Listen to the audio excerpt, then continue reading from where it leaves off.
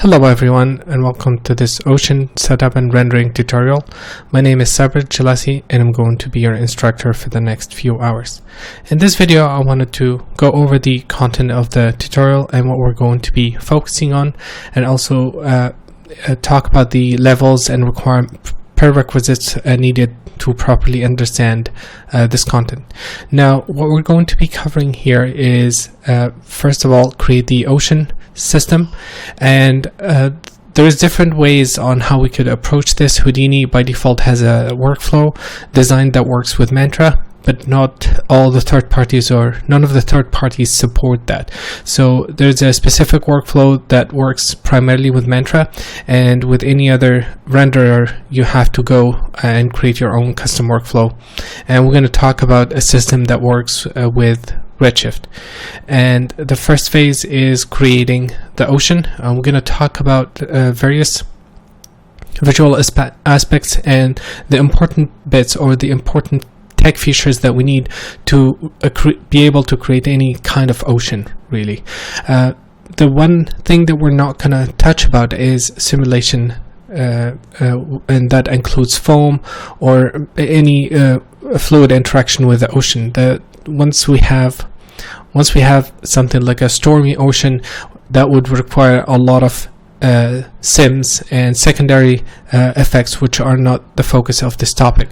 But the system that we're going to talk about and explain will allow you to create any kind of ocean you have.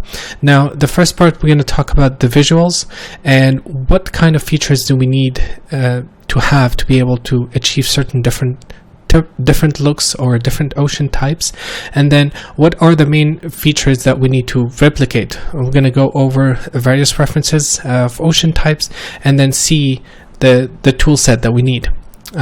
Ocean itself relies heavily on the environment that is placed in, and every time we talk about ocean, it always comes to us the idea of a blue sea, and we're gonna clarify why we have that image and where is that coming from, what kind of visual we need to be looking at.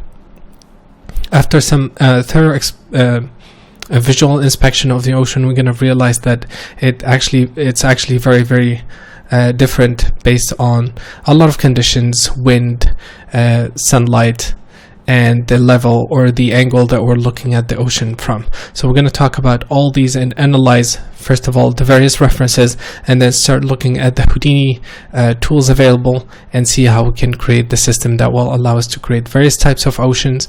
We're going to create the ocean geometry and be able to have visualization in Houdini to use this for any kind of purposes, for sim or layout or anything like that. And then we're going to create the first scenes, which is one of these ocean types, the daylight version, so one of these.